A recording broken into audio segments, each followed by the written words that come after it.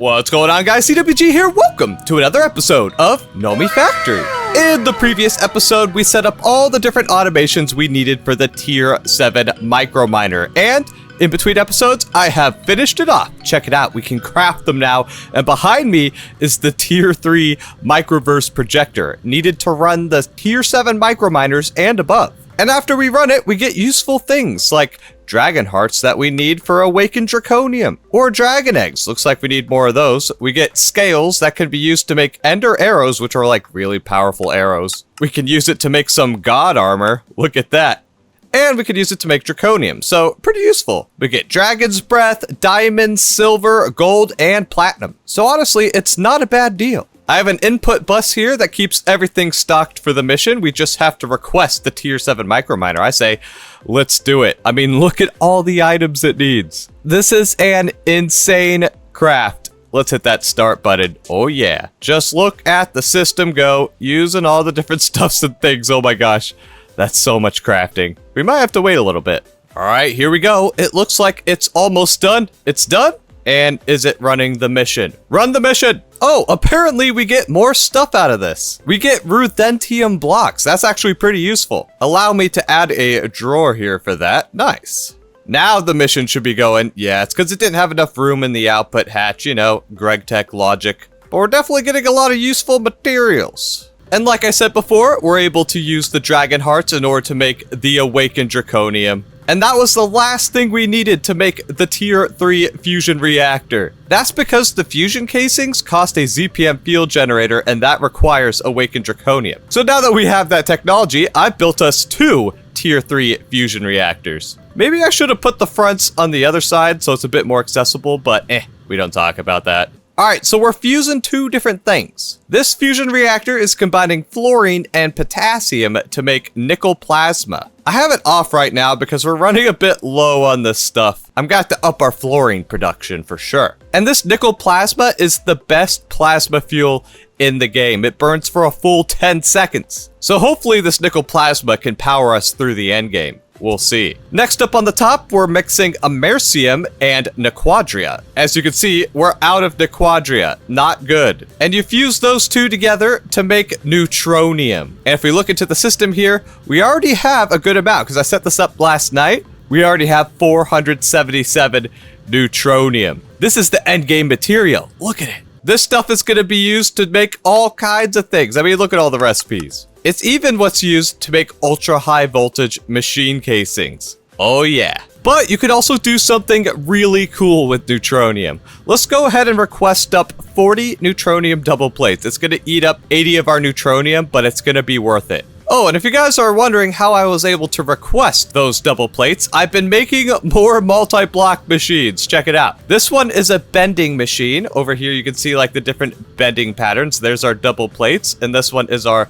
single plates. Just remember that you have the proper circuit and the proper input bus, and you set distinct buses to yes. I've learned that recently. So that way we can like make a multi-block wire factory right here, and we can make all the different types of wires. Like over here we got 4x wires, fine wires, single wires, yo mama wire, you name it. And then this guy is our extrusion machine. It's able to make us small gears, long rods, Naquadria bolts. Yeah, we've reached the part of the game where we just gotta spam multi-blocks because these guys can process like a full stack at once, so they're very powerful. Anyways, the next step is to grab 2 more Neutronium ingots, extrude it into bolts, look how fast that is, and then put it in the lathe, and it will turn it into screws. Okay, now we combine the double plates and the screws in a forming press, which we got one right here. Just chuck it in, and it makes 8 Neutronium turbine blades. Oh, maybe you can see where this is going.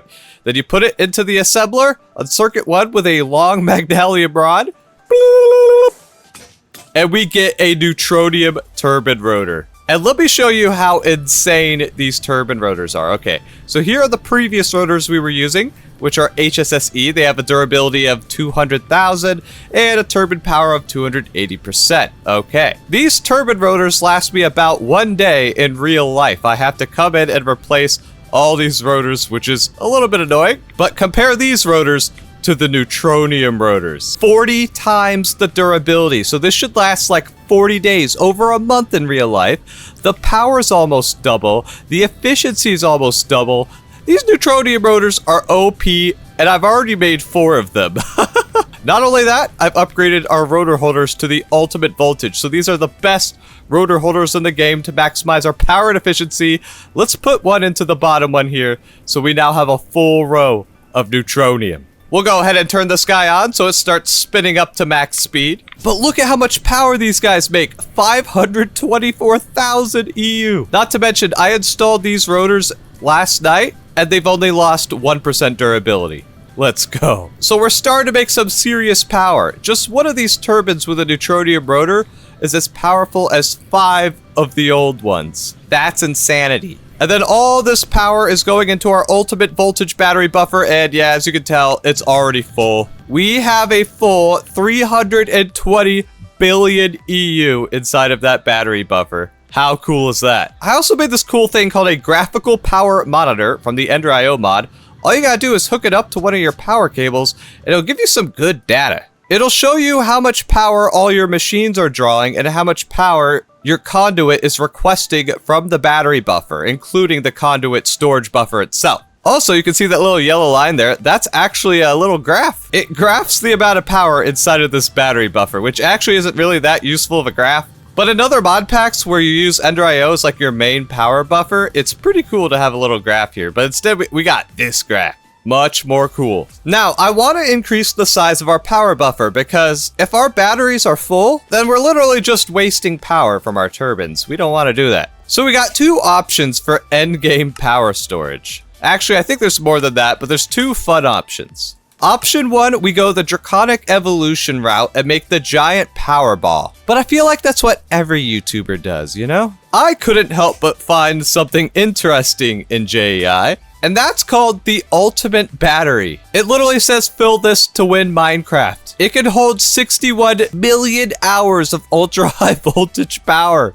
Are you kidding me? Plus, I want to fill it so I can win Minecraft. But I mean, you could already see how expensive this is. It does require Neutronium, so that's the reason we haven't been able to make it yet. It does require the ultimate voltage superconductor, but we have that. Darmstanium, UHV circuits, we have those. We're going to need a few of these ultimate voltage field generators, which requires a gravity star, which is Neutronium combined with another star, so we can do that. And the most expensive part about this craft is the 16 ultimate voltage energy clusters it needs. 16 of them!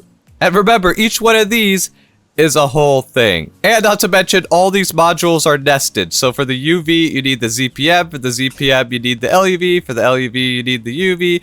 For the UV, you need to make it a circuit assembler, which means you need the lap trips, which means you need the EV, which means you need that, which means you need that, which means you need that. It's slightly a process. But I've already added an auto-crafting recipe for it. And we're getting dangerously close to being able to make one of these. I mean, what are we missing right now?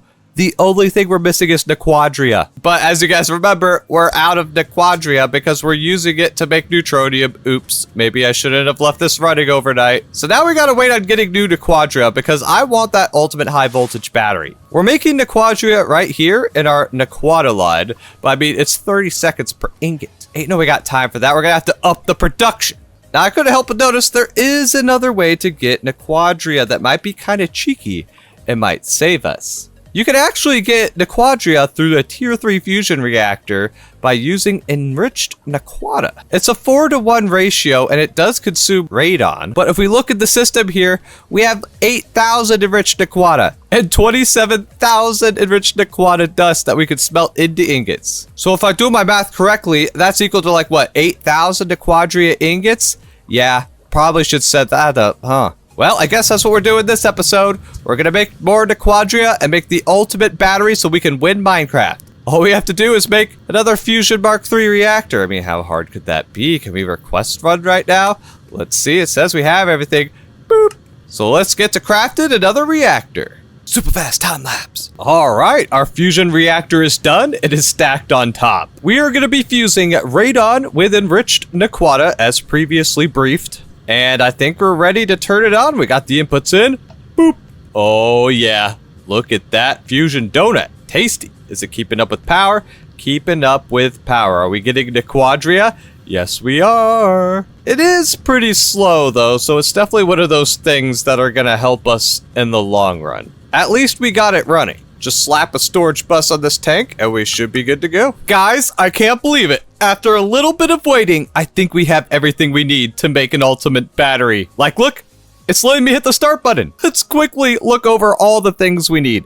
Over 3,000 fine europium wire, 2,000 fine indium barium cuprate, a whole bunch of enriched Naquadria trinium europium duranide, 352 ZPM circuits. That's insane. 1,500 SMD diodes? Like, are you kidding me? This is gonna be the most expensive thing we have ever crafted. Naquadria foil, PBI sheets, like you name it, we need it.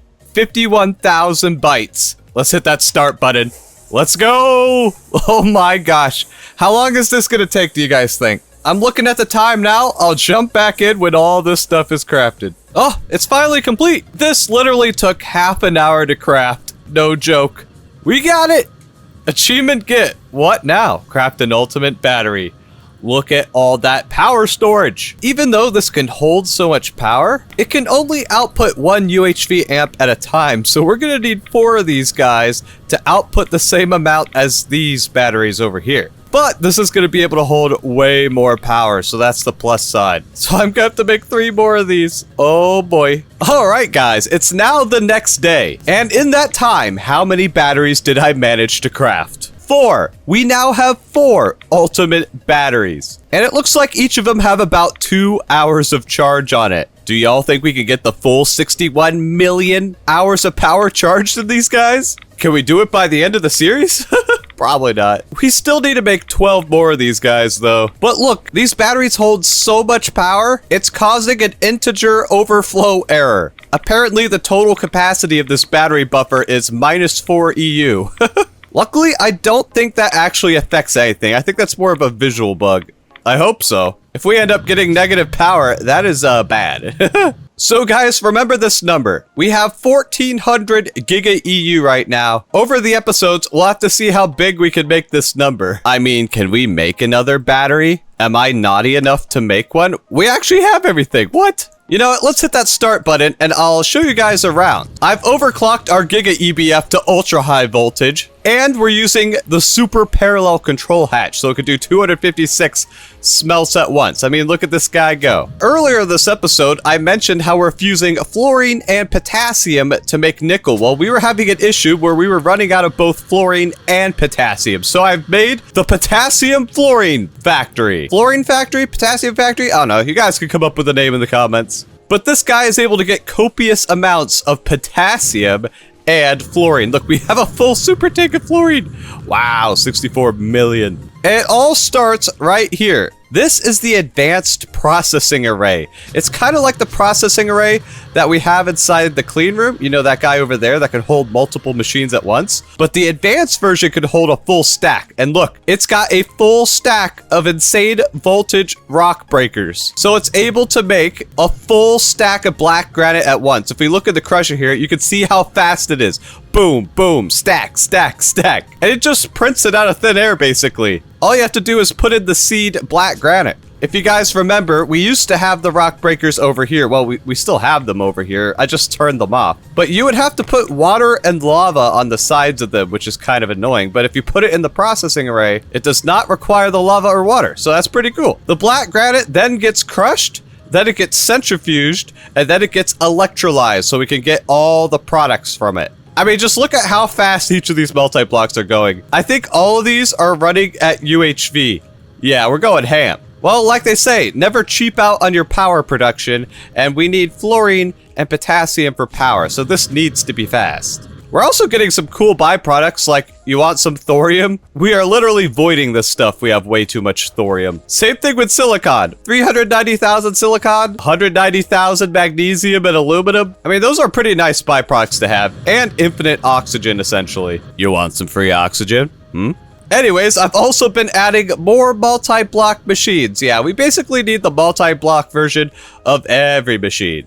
But I've been able to make these cool new hatches. These are automatic filtration maintenance hatches. I've already set up an auto crafting recipe for this. They're not too bad to make now, honestly. And they provide two amazing functions. One, they work as a self-preserving maintenance hatch, meaning I don't have to go over here and keep putting tape in here. Even though a stack of duct tape can last like a month, it is nice to just not have to worry about it. But this also cleans the inside the multi-block, meaning it can run clean room recipes. So that means we can finally do clean room operations outside of the clean room. Look, we have a clean room cutting saw, a clean room assembling machine, and over here is the clean room circuit assembler.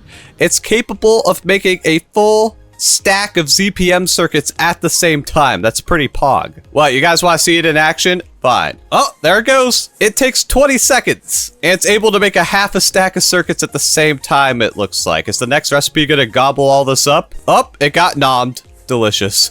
So yeah, multi-block versions of everything. That's what I've been working on. This one's almost done. This guy is going to become our lathe. And it's using an automatic maintenance hatch. Yeah, we can make those now. In fact, we've been able to make these guys for a long time, apparently. They literally only cost HV circuits and robot arms. Why did I not set up a recipe for this earlier? I don't know. Don't ask questions. All right, how's our battery doing? Is it still crafting? Yeah, it is. Just has to wait on the 1,000,000 assembly line recipes. No biggie. Oh, I did overclock the assembly line. Check this out. We're using 2 ultimate high voltage energy hatches, so this guy is running at ultimate extreme voltage, UEV. Absolute insanity, and it still takes 6 seconds per craft. I mean, how much power is this drawing? Over 5 million EU per tick?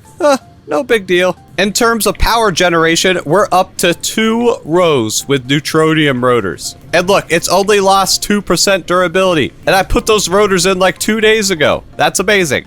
All right, it's time to get back into progression. The next thing we need to do here is to get the tier 8 microminer, so that way we can get chaos shards, so that way we can get the final tier fusion injector. That sounds pretty cool. How do we make this microminer? Oh boy. Looks like it's going to need a few new things, like double crystal matrix plates, but I already set up a recipe for that. We're going to need warp cores, which is a ton of lumium, titanium, nether star, and we're going to need warp controllers. I honestly don't remember if we have this stuff on AutoCraft or not, so let's just set up a recipe for this microminer and see if we have everything. It would truly be a Christmas miracle if we had everything. Save the recipe. All right, tier 8 microminer, gimme. We're missing diamond plates. I've got to set up a recipe for that. Warp core, got to set up a recipe for that. Yeah, I guess I don't have recipes for any of these things. No, and the super chest 3. That's kind of cool. Well, give me a second to set up these recipes and I'll be right back.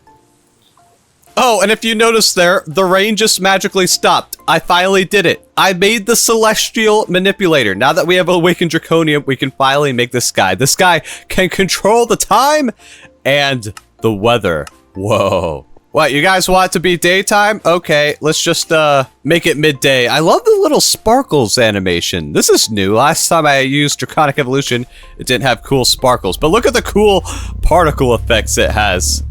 Whoa. It's suddenly midday. Oh, the sun's right across the sky. Whoa. Yeah, that's pretty awesome. And I have it set to automatically stop the rain because I have a rain sensor right next to it. So when it rains, it senses it, and this guy will stop the rain. So no longer have to worry about rain ruining my recordings ever again. This is truly a day of all time. Anyways, can I have my microminer now? Oh, I forgot about the diamond plates. One sec. Good thing we have our multi-block cutting saw over here in which we could just slap a recipe in here. Now can we make the microminer? We're out of redstone. Dude, we keep running out of redstone. You guys have to promise not to tell anyone, but I've been getting my redstone mostly through Nami coins now. That's because you can buy them with Nomi pennies. So we can get a ton of redstone this way. I know there's a tier 4 mission that can get you some redstone, but it only gives you 16 dents. I wish it gave you a stack like the lapis. For me, it's just easier to buy all this redstone ore, chuck it in the system, and ore processing will automatically take care of it. It's just crazy how much redstone this factory eats. All right, can we have microminer now? We have microminer at home. Yeah, looks like we can craft it. Let's hit that start button. Oh, and our battery's also still crafting. I honestly kind of forgot about that. Oh, we're out of awakened draconium, aren't we? Oh boy. The grind never stops, guys. The grind never stops. Let's run another awakened draconium recipe. Oh, and it looks like it's done. Give me that.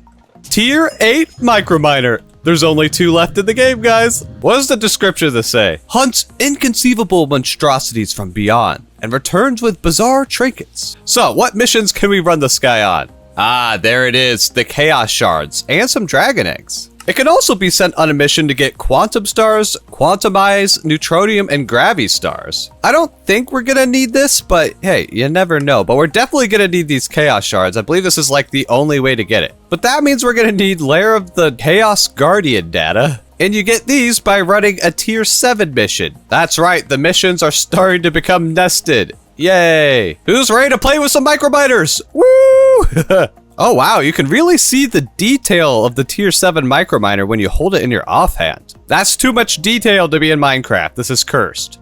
Alright, so the first thing we have to do is send our Tier 7 on a mission to get the Lair of the Chaos Guardian data. So if I drop this in, it should just work. Yep, there it goes, and it automatically refills. That's because I have a interface here supplying this guy with everything it needs. And it looks like it's running. It's going into the microverse to harvest data about the Chaos Guardian. And the way you normally get Chaos Shards in a mod pack is by going to the end, flying 10,000 blocks from spawn, and fighting the Chaos Dragon, one of the hardest bosses in modded Minecraft. But we can simulate it using the microverse in this mod pack, which I think is super cool. Although, we could go fight the Chaos Guardian anyway, I suppose. Let me know in the comments if you want me to fight the Chaos Dragon. Anyways, let's put a drawer down. We should get our data. Where's our data?